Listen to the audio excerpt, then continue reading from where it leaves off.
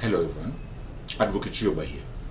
Today we're going to start another series called The Children and the Law.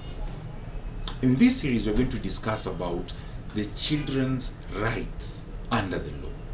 Specifically, today we're going to discuss about who, after separation of both parents, the father and the mother, who has the right to keep the children. Before we answer who has the right to keep the children, we have to have basic principles that are going to guide us through this journey. And these principles are the same principles that are considered by the court in making the decision. Number one, the best interest of the child. Number two, that it is the child who has the rights to the parents, not the parents have the right to the children. It is the right of a child to have both parents. These principles are the ones which are going to form our thinking of who is going to stay with the child. Now, there are two ways the court can decide on who stays with the child. What are these two ways? Number one, legal custody of the child, and number two, actual custody of the child. Let's start with the first one.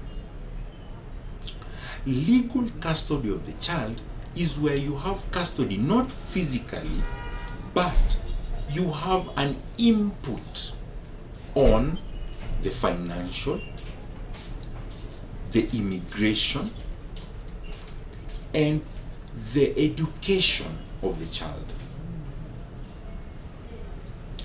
Legal custody can be decided in two ways. You can either have sole legal custody, where you make all the decision as one parent, either the mother or the father, or joint custody, which both parents make those decisions jointly. The second limb is actual custody. This means actually physically having the child with you. The court can decide this looking at the best interest of the child. Remember our principles.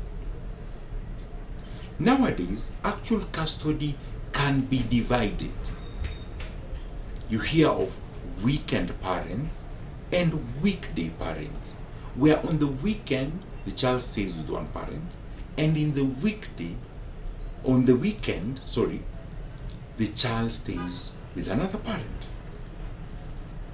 Nowadays, we even have virtual parents, where in a particular time, the child can have a virtual custody with the parent, where he can discuss or she can discuss with the parent who is not physically there. And you have to abide, if you're the parent with the actual custody physically, you have to abide where you provide the child virtual custody to the parent who is not around.